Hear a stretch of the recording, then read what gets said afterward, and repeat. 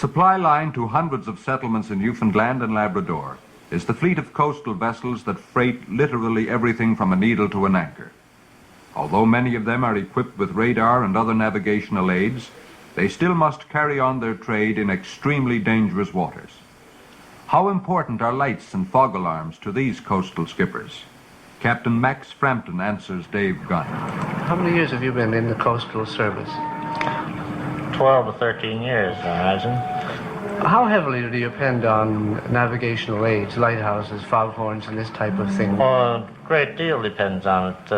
Actually, in coastal work, you're doing coastal navigation, and you're going from point to point, as it were, and nighttime, of course, you're depending on your lights, and in thick weather, you depend on your fog alarms.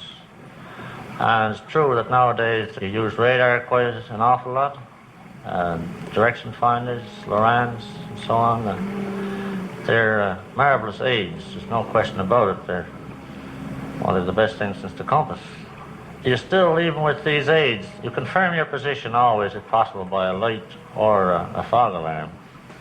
And you could be running an area by radar and fairly familiar with the area, but when you get the welcome blast from a horn, you know, it puts you right there. I mean, there's no doubt at all whatsoever. There's no guesswork then. Once you hear a horn, establish its characteristics, well, there it is.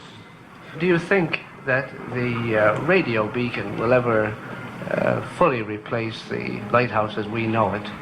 No, I would say it's never. It'll take quite a while anyway, because we like to depend on our eyes and ears, as it were, you see. And of course, the big thing with the DF beacon, although equipment is pretty reliable today, is there's always the possibility of it breaking down, the beacon going out of operation, and so on.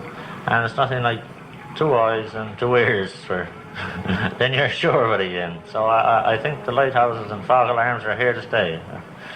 But the time may come, and perhaps very soon at that, when electronic beams will put out the lights around our coast.